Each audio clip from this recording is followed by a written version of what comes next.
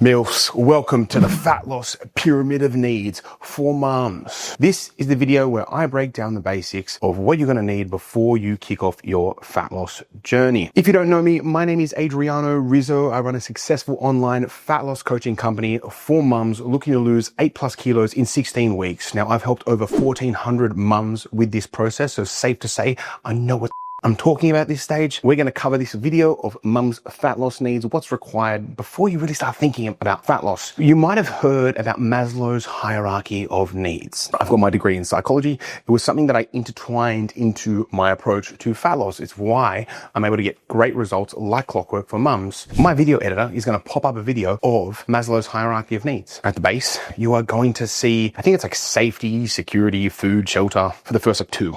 Then it's going to be like relationships, like power, a couple other ones. And at the top, it says self-actualization. In this instance, the top is lifestyle change. So self-actualization, in this case, is actually going to be lifestyle change. Now, this is where you've lost the fat and you now keep it off. So let's work through the various stages that you'll need to progress through in order for you to start losing weight as simple as possible and then keeping it off. The first one that is very, very basic, shelter and safety. Now, if you're a mama in this world, unfortunately, some of you have been dealt some pretty cards, and sometimes you might not have housing, or sometimes you might be in between homes. It's typically not the best time to start worrying about your health and fitness. Now, it could be a measure of control for you. So you have finally, when life's kind of up in the air, you want to start doing some fat loss stuff. Now, typically that's when you should not start, in my opinion, because life's too up in the air and you can't be as consistent as you need to be to get this done successfully. So that's bottom of the period. So if we meet that, we move up to the next. Food and your kids' needs. So if you can eat, if you can afford groceries, keep the lights on, roof over your head, and your kids are getting their needs met. Like you can afford some kid sport or like a bike for little Timmy. Let's go. Now, these are pretty basic. Most mums, in most cases, 80% of you will be ticking these boxes. But this is where I've found most mums to sort of struggle. Now, I have spoken to probably over 10,000 mums either via DM or on coaching calls, probably like 5,000 coaching calls, to be honest with you, in the last, I want to say like 7 odd years. This takes a lot of weight. I've done a lot of these things. So these are some of the insights that I want to give you. So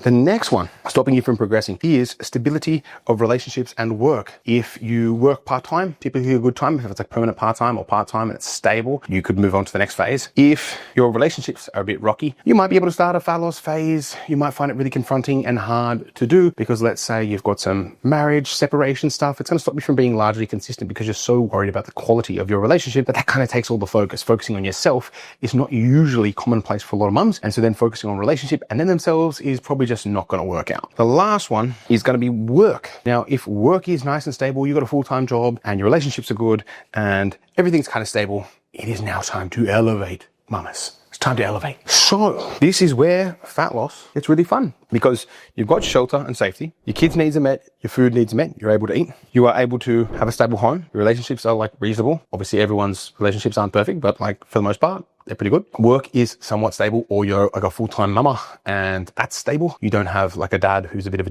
and like financially tries to control you or like whatever, the weird that I hear all the time. Unfortunately, sadly, that is the case with some of the mamas. They get stitched up with some and it kind of ruins their psychology and their mental health. So as long as that's sort of not going on or it's not as prevalent, safe to say, it's time to elevate to fat loss. So what does it look like? What does it need to look like, mamas? Well, it needs to look as simple as possible. So the reasons why I print results for my gals like it's going out of fashion is because I reverse it. So chances are you're not going to be dieting for the rest of your life, or maybe you've been dieting for a long time and you've complicated the process. You've done meal plans, you've done keto, you've done isogenics, you've done Herbalife, you've done Tony Ferguson, you've done weight loss injections, all really, really complicated things. All you need to do is simplify the process. Counterintuitive, I know, but it works like clockwork. So how do you keep it simple? Well, you keep eating the food that you're already eating. Now you might think, Adriano, the food that I'm eating is making me fat. What can I do? That's a big problem. I know. Well, to counteract this, you need to buy yourself a food scale, my dear, and you need a food diary, and you need some weight scales to weigh your body weight. Now, for your body weight, you're going to wake up after a shit, shower, and a shave, the 3 S's. You're going to hop on the scale, and you weigh that in the same day every single week. Now, don't do it multiple times a week. It will just cook your brain. Same day, same place, after a shit, shower, and a shave, hop on the scale. Now, with your food, you're going to weigh everything. Now, I'm not talking weigh grains of rice. I'm not talking your cloves of garlic or like seasonings or any of that shit. You just need to weigh the heavy hitters. So what's a heavy hitter? Cheeses, oils, protein sources, meats, carbohydrates, pastas, potatoes, all that sort of stuff. Breads, maybe don't need to weigh bread, but like if you free slice it, maybe weigh it. But if it's like pre-sliced, you're usually pretty good. Weighing things like crackers could be really advantageous. Weighing things like Dorito chips or whatever, very advantageous for fat loss. And then you need, thirdly, to keep a food diary. Now, reason why you need to keep a food diary is because it keeps you accountable. Now, everybody needs accountability. I don't know about you, but whenever I've had a boss and they're looking over my shoulder like this, I tend to do a better job. I arrive early, I leave later, and I work harder. So you need some level of accountability in order for this to work. So for most of you, you'll probably struggle with self-accountability. That's why you'll get a coach to hold you accountable. If you're going to do this solo, which I don't advise, but hey, get a coach.